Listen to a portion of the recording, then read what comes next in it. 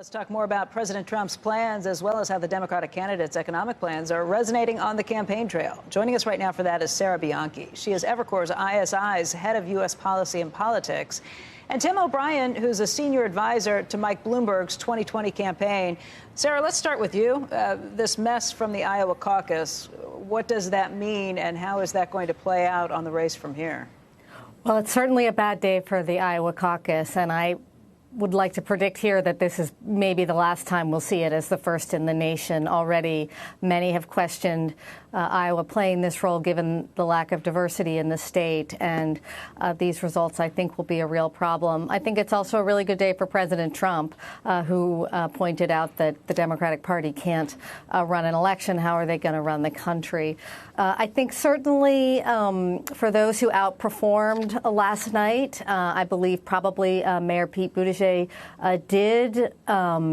Warren looks like she had a pretty good night, and Amy Klobuchar, in terms of outperformers, they definitely lost an opportunity here to build on the momentum that would have come. For those who may have underperformed, it looks like the vice president didn't have the night that he was hoping for. They have the right, and they absolutely should call into question all of these results, given that the mess that we've seen here. Hey, Tim, President Trump saying he's the only winner coming out of the Iowa caucus, but there is another camp saying that the other person winning from this is Mike Bloomberg, who wasn't there either. Well, I think, the logic, Becky, of Mike's candidacy remains the same, which is I think there's a lot of Democratic voters right now who are at sea. They're looking for somebody who lines up with their own policies and values and also has the ability to take it to Donald Trump's doorstep in a general election and beat him. And I think it's been clear for quite a while that Mike Bloomberg fits very nicely into that slot. That is why he got into the race. That's why he's been gaining in the polls. And I think that's why his candidacy is going to continue to gain momentum. As you well know, there's this division between moderates in the party and the liberal wing of the party. And Mike is essentially a pragmatic progressive. He cares about all of the same issues as Elizabeth Warren and Bernie Sanders. He just wants the math to add up. He thinks that taxpayers should have transparency into how these things are paid for. And he also has a strong standing in the business community as a proven self-made entrepreneur. Tim, strategic question for you. Is this Andrew? It's Andrew. It's good to see you. Andrew, wait. Before I answer a question, I just want you to say that I'm the best editor you've ever had. And then I'll answer the question.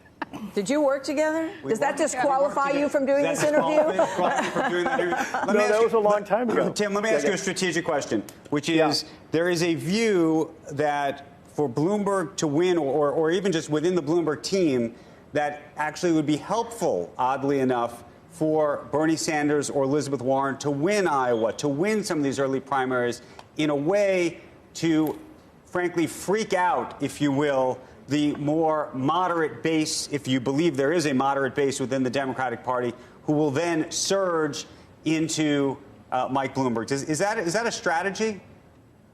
Our strategy from the beginning has just to be advocates for who Mike is and what he's done. I think he respects everybody else who's in the field right now. I think voters are weighing in with where their preferences are. I certainly think that Mike is somebody who can unify the party, appeal to a broad plurality of voters in the Democratic Party, and most importantly, Andrew, capture swing voters and independent voters that may not have as much, other candidates may not have as much appeal for. So, we're just going to continue on that line.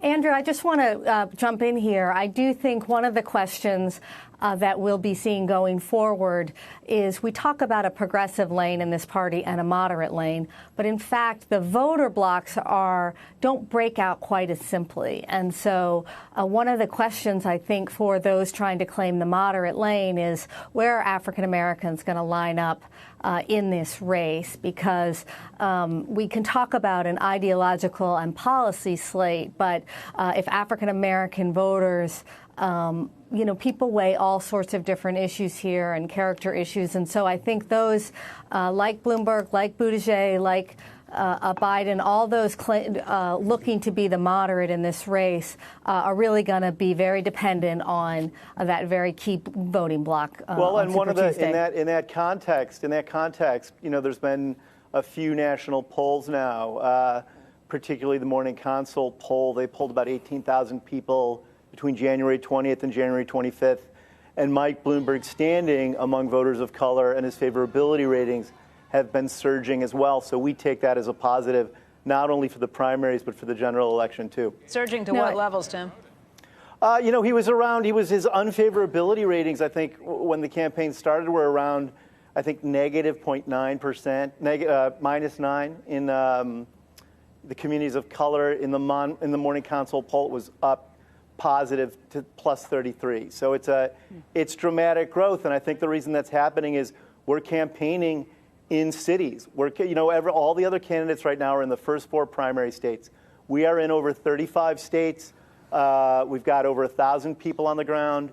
We are in the doorsteps of folks living in inner cities, in rural areas, in suburbs, and they're getting to know Mike's candidacy and his policy prescriptions. He cares about affordable health care, better education, and high-quality jobs that get people into the middle class. I think that definitely could happen, but I think Buttigieg and Biden and Bloomberg are all going to be fighting for that mantle, and so I think the jump ball in Iowa is just going to make that picture all the more muddled.